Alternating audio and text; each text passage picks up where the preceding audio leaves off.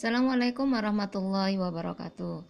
Anak-anak, apa kabarnya? Semoga selalu sehat dan tetap dalam lindungan Allah Subhanahu wa taala. Amin ya rabbal alamin. Untuk matematika kali ini kita akan belajar bentuk-bentuk pecahan. Nah, di sini Miss sudah tuliskan ada pecahan biasa, pecahan campuran, desimal, dan persen. Pecahan biasa contohnya 1/2, 5/3. Pecahan campuran contohnya 1/3, 3, 5/4. Desimal di sini contohnya 0,1. Persen contohnya 10%. Nah, sekarang kita akan belajar pecahan biasa. Pecahan biasa ini dibagi menjadi dua.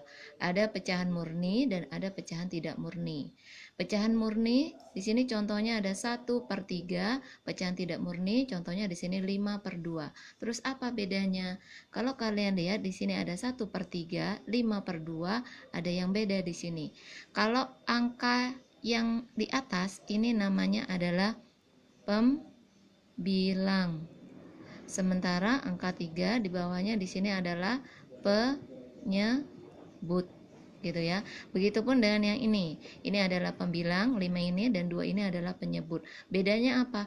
Kalau murni berarti pembilangnya lebih kecil daripada penyebut. Sementara kalau tidak murni, ini adalah pembilangnya lebih besar daripada penyebut.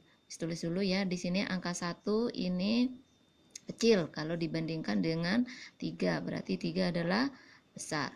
Nah, di sini angka 5 ini lebih besar jika dibandingkan dengan 2, berarti 2 adalah kecil. Ya, anak-anak, jadi pecahan biasa itu dibagi menjadi 2, murni dan tidak murni. Gitu. Terus ya, sekarang yang kedua di sini ada pecahan campuran. Nah, pecahan campuran ini pecahan apa?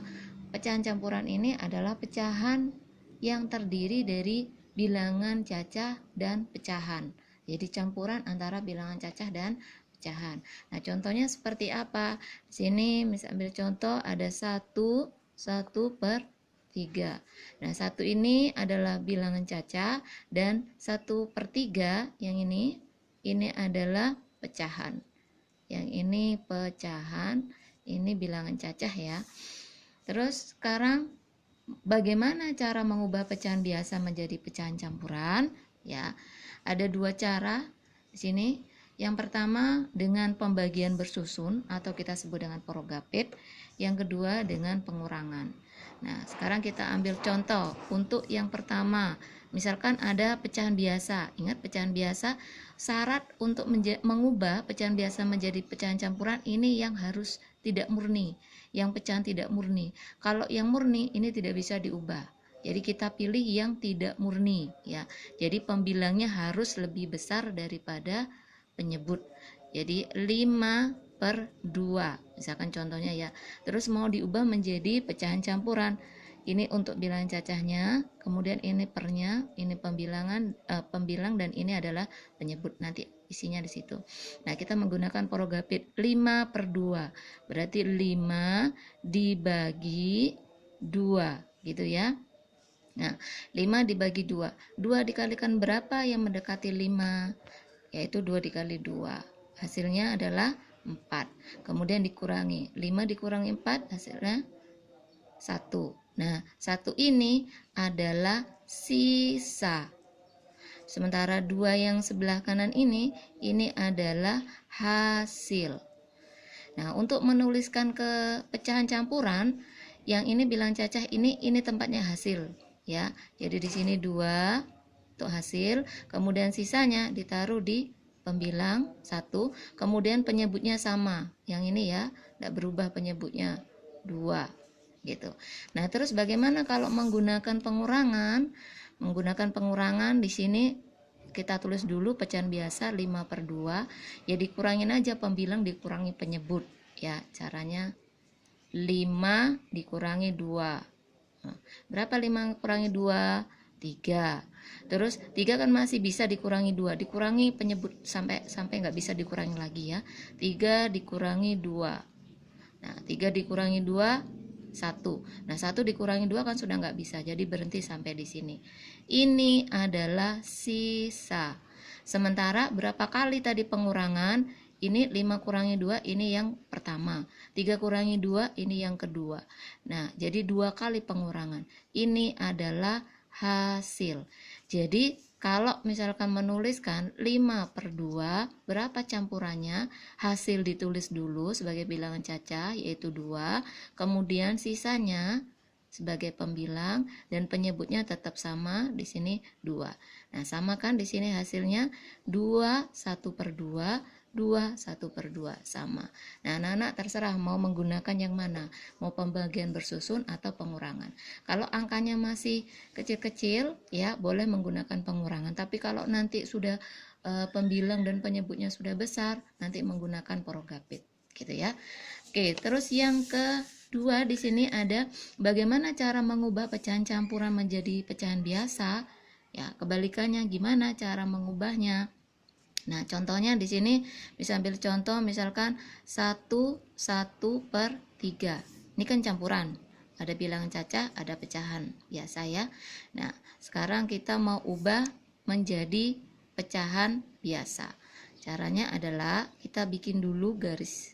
Nah, garis tengahnya, penyebut kita tulis. Nah, udah. Ini sudah. Nah, baru 1 dikali 3. Bilangan cacah dikali 3. 1 dikali 3 ya. Kemudian nanti hasilnya ditambah 1 untuk pembilang. Ditambah 1. Nah, ini ada perkalian dengan penjumlahan. Ini harus dikasih kurung anak-anak. Nah, bedanya kenapa kok dikasih kurung? Supaya nanti dikerjakan dulu yang dikurung itu ya. Jadi 1 dikali 3 ditambah 1 gitu ya. Nah, terus kita kerjakan sudah.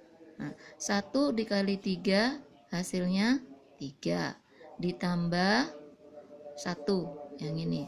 Nah, ini penyebutnya tetap ditulis. Nah, kalau sudah selesai tinggal jumlahkan. 3 tambah 1 4/3. Sudah selesai. Ini adalah pecahan biasa.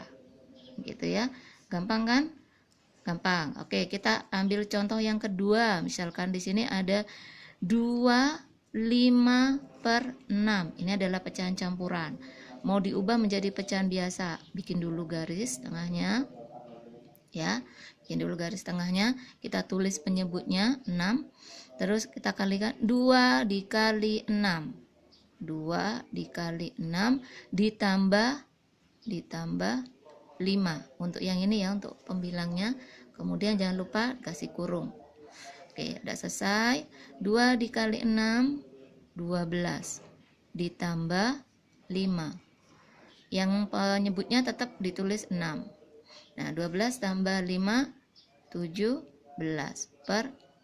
Sudah selesai ya. Jadi sangat gampang sekali. Nanti ada coba mengerjakan soal latihan. Nah, nanti anak-anak bisa lihat ya, bisa lihat caranya ya. Terus diulang-ulang supaya lebih paham.